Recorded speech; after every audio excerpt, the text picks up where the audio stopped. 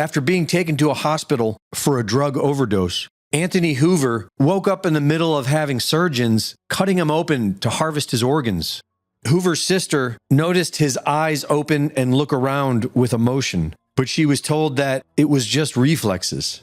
The staff told his family that Hoover had given permission for his organs to be donated and that he was declared to be brain dead. But according to a witness, he woke up, began thrashing around, crying, and making attempts to speak, which was ignored by doctors at first.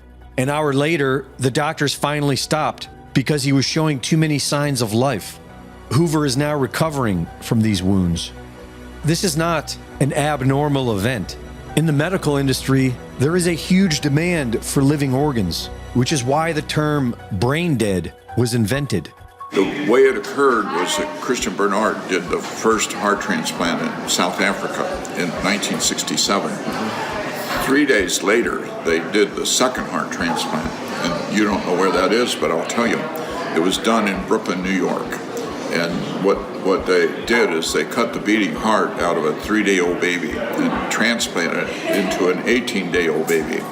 And at the end of their surgeries, a short time after the end of their surgeries, both of those babies were dead. It was illegal, it was immoral. And so they had to do something to make it legal. And so what they did is they set up a committee at Harvard, and the committee invented brain death.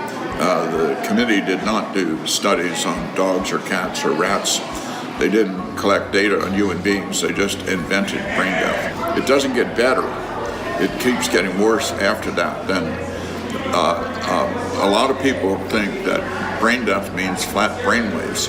They're not even required to do brainwave testing. The way they did that, they studied 9 patients, and 2 of the 9 still had brainwave activity. And then they concluded no longer is it necessary to look at brainwaves, so it's not required to look for brainwave activity. So when they're doing the transplantation on people they say are brain dead, they're all alive. They give paralyzing agents when they take the organs so that they don't move and they don't squirm. So horrible. And even if they don't move and don't squirm, when they cut on them, their heart rate goes up and their blood pressure goes up, which is the response to pain.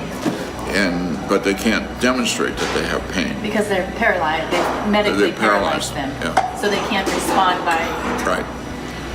That's horrible. Horrible. And it gets really bad if you pay attention to it.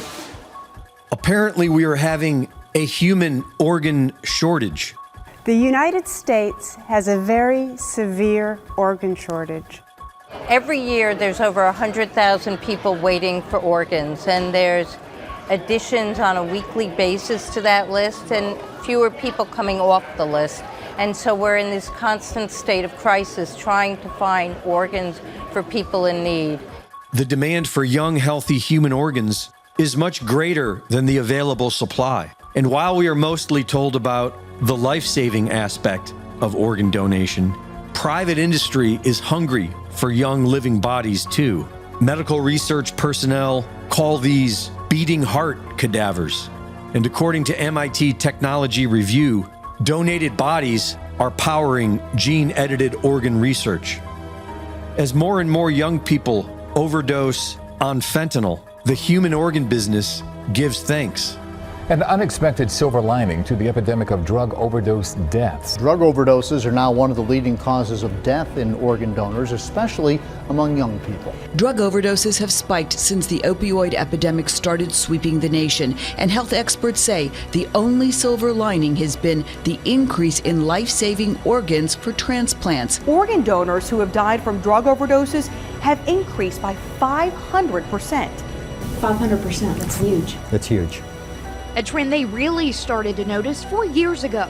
Klassen said it started in New England, spread through Appalachia, then to the upper Midwest, now claiming the lives of those all across the country. Reporting for InfoWars, this is Greg Reese.